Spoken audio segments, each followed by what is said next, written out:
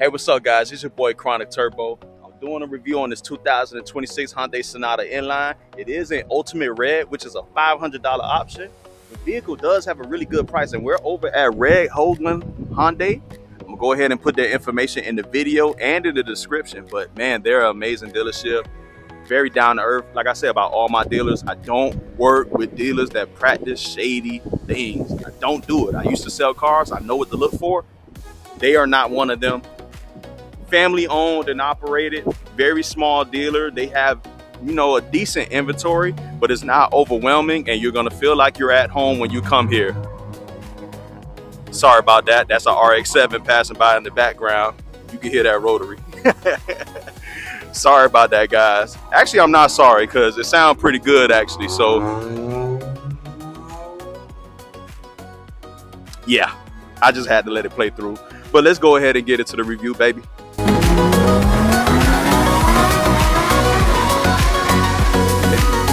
As you can see, this ultimate red is beautiful. Like, I think this is the color to get for the Sonata N-line. Yeah, you could say black, you could say gray, but those are kind of played out. Everybody has that color. And I'm saying that because I'm contemplating getting it myself, and I'm trying to be different. I'm trying to be unique, guys. I'm trying to step out there and do something else. But you do have this LED light bar that run across the whole front. Now, I know on some Sonatas it does cut off in the middle, but this one, the whole entire light bar lights up, so that is nice. You do have LED fog lamps with high beam and low beams. Damn, the vehicle looks good, and I'm considering buying this vehicle. Not this exact one, but I do want a Sonata N-line. I'm shopping this between a K5 GT and a Elantra N, mainly because I need something economical, but that's also fun because of where I live and what I do for a living. I drive a lot, so a V8 is absolutely not going to cut it, at least not for my main car. I will get a V8, but that'll be something I get on the side, and it'll be a little bit older. It won't be something modern like this because modern V8s suck. But as you can see, N-line logo right there. You do have this functional vent right here on the side as well. Very nice and aggressive front end. Everything looks well put together. The vehicle is very solid. It doesn't have these massive panel gaps as you see on some of these models. Not talking about Hyundais, but just in general with the auto industry. The vehicle, you can tell they put a lot of thought into it, and it still looks like a Sonata, but different. I don't really know how to describe it. You do have these 18-inch aluminum alloy wheels with this nice black and silver trim. You have 345 tires on both. I'm talking about some 345. That is insane. 245 tires on all four corners. You do have this fake vent right here that says N-line. And I know you guys get confused when I say I'm shopping a K5 GT. If you don't know, the K5 GT and the Sonata N-line are the exact same vehicle. I don't know why they went ahead and decided to call it the N-line instead of the full N, because this is the highest performing Sonata. But that's their choice. So it's the K5 GT, Sonata N-line, same engine, same powertrain. But let's go around to the rear. As you can see back here, you do have that LED light bar that runs across for the brake light and the tail light. Does form a nice little H symbol. I don't know if you can pick it up on my camera. My camera quality sucks on this camera. Actually, it don't suck. The camera was pretty cheap. My wife has my other phone, so I can't record with my iPhone right now, sadly. Because I use one phone for my notes, one phone for recording, obviously, because I have terrible memory, so I have to read my notes while I'm walking around. I do have quad tip exhaust on this vehicle. Sounds pretty okay. It's a 4-cylinder. I'll go ahead and put a sound clip in for you guys, so just listen.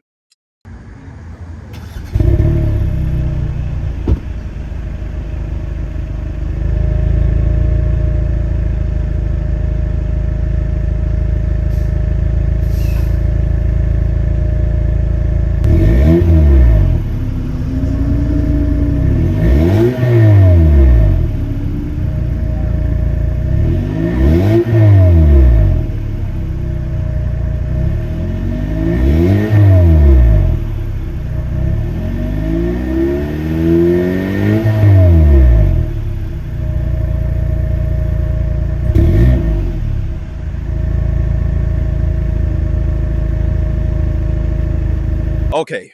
And you do have Sonata going across the back. Nice Hyundai logo. You have this geometric design. All of this doesn't light up. Only this portion right here, your brake lights and your reverse lights.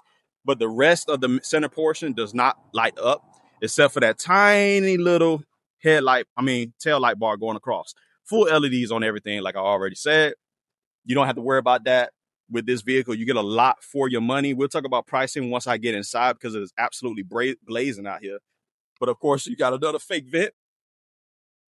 As with all the Sonatas, the rear diffuser on this is much nicer. If you ask me, it's not that big gloss black panel that you see on some of the other trims like that SCL Sport that I reviewed earlier. So you do have some nice touches, as you can see right there underneath, for some good airflow. You have your vortex generators, and you have a little kick up on the spoiler in comparison to the other Sonatas. And I'm gonna go ahead and give you a good look for the side. As you can see, it's not completely flat. It does kick out just a tiny little bit in comparison to the other trims. And then going around to the side, everything else is pretty much the same, other than the larger rims, of course, on this vehicle. The design, it does have black trim instead of chrome trim, and you do have a dual pane panoramic roof. It's beautiful to look at from the inside. Like I said, guys, it is blazing hot out here. So if I sound out of breath, it's because I'm literally trying to get as much cool air in my body as possible because it's about 102 degrees outside right now. But let's go ahead and let's get into the trunk space, and then we're going to talk about dimensions. Oh, my God. Oh, shoot. All right, guys. Trunk space in that's bad boy. We're talking about 15.6 cubic feet of space with a 60-40 split. Not too shabby. Very usable trunk.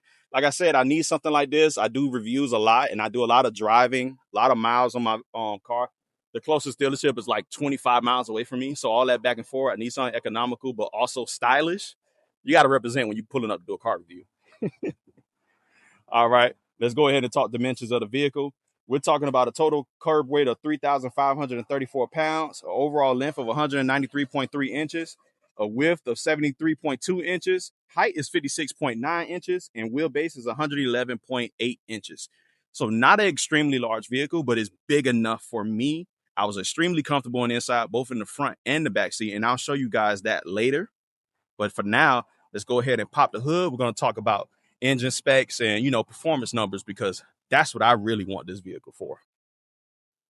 All right, here we are. We're under the hood. Excuse the engine noise because it is running. Hopefully, I can get some of that out when I do some editing. It's hit or miss with that sometimes. The editing software and AI and everything, you got to try to make them work together. Sometimes it don't always work. But let's go ahead and talk about the numbers. We're talking about a 2.5-liter turbocharged GDI engine. It's an inline four-cylinder, actually. 290 horsepower, 311 pound-feet of torque, paired with an 8-speed wet dual-clutch transmission with paddle shifters, of course. Front-wheel drive, it doesn't have an LSD, so you will get some wheel spin, but that's the whole fun of it. It is absolutely insane. 0 to 60 is about 5.5 to 5.1 seconds. Really average about 5.2 in the real-world scenarios. Fuel economy is 23 in the city, 32 on the highway for 27 mpg combined, and a top speed of 155 miles per hour. Now, I don't know about you, but those are Dodge RT numbers right there. Challenger and Charger RT numbers out of a four-cylinder with much better gas mileage. And if you ask me, it looks damn good. Does it look as good as a Charger and Challenger? That's subjective. It depends on what type of vehicle you're looking for. But if you want something that's inconspicuous, goes around town, and you're not attracting the attention of cops, nah, I'm just playing, man. I love the cops, man. I ain't never really had a crazy situation with the police. But let's go ahead. Let's hop inside. We're going to check out the back seat. Then we're going to hop up front. All right. We're in the rear of the vehicle.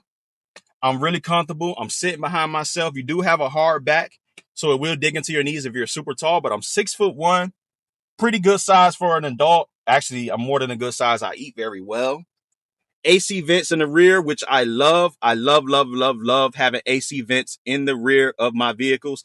Even though on the models that don't have the AC vents in the rear, you do feel it coming from up front. So you're not really missing out too much. 2 Type-C ports down there. As I'll show you, you have a cargo net on that side. Now, on the SEL Sport that I did, you did have a fully enclosed mat pocket, but it was cloth seats. This is leather, gray leather, with suede inserts. Feels very good to the touch. Cleanliness, I think it'll hold up pretty well because it is gray. So if it does get dirty, it's a little bit easier to clean versus like red or white. So definitely think about that. To the door panels, you have soft touch material throughout. And then the hard touch portion it's a very nice feel to it. It's not very rough or scratchy. It's a very premium feeling interior, especially for the price. And we'll talk about that when I get up front. And damn, I just love it. Very similar to the SEL that I was looking at earlier. So, the Hyundai has done a very good job with their vehicles, keeping them within a certain price range while also giving that upscale feeling. You get a lot of bang for your buck with these cars. And I will forever respect Hyundai for that. I've owned a Hyundai Sonata in the past, which is why I'm leaning towards getting another one. It was a great car. I just had a burning oil issue, but it was a 2017. They were known for having that. But other than that, the car was good. It never died. It just burned oil, so I had to do oil change more often, but the car never died on me. It was a really, really, really good car. All right. That's pretty much it for back here. Headspace. I got barely any headspace, but I am able to sit up. My head tucks right into the crevice. You do have cutouts for larger head people like myself or taller people. And then, of course, you have that nice sunroof that does extend a little bit into the second row. So you do get some light back here because you do have a black headliner and it's very premium, but it does make it very dark on the inside. So that is good to have. I love seeing it. It's much better than having a beige headliner like that SCL Sport that I looked at. But enough of that. Let's go ahead and hop up front, baby. All right. We are up front. 2026 Hyundai Sonata N-line. I love this car. I absolutely love it to death. I really want one so bad. It's just I'm trying to choose between this, the Elantra N, and the K5 GT. They are all equally nice and do everything well. But I think this is the perfect blend of all three of them. Let me know what you think. Which one should I get, guys? But let's talk about price. $38,255 is the MSRP for this one as option. But, of course, with incentives, everything here at Red Hoagland, we're looking at $235. So pretty damn good for that price. For a brand new vehicle with this much power and this much, design and features, I mean, you can't knock it. As far as like features go, we're going to go ahead and get into some of that. You got dual 12.3-inch panoramic displays, a digital gauge cluster, wireless Apple CarPlay, Android Auto. You got a premium Bose 12-speaker system in here, and this sounds pretty damn good. Wireless charging down here at the bottom. You got the panoramic sunroof, as I already said. It's feature packed. And then, of course, you got your standard safety features, blind spot monitoring, lane keep assist, rear cross, traffic alert, adaptive smart cruise control, forward collision avoidance. Those kind of things are what make a vehicle worthwhile in the long run. Nice steering wheel. I wish it was a bit thicker for my meaty hands. I like having something substantial in my hands. Pause. N logo right there. Very tasteful horn button.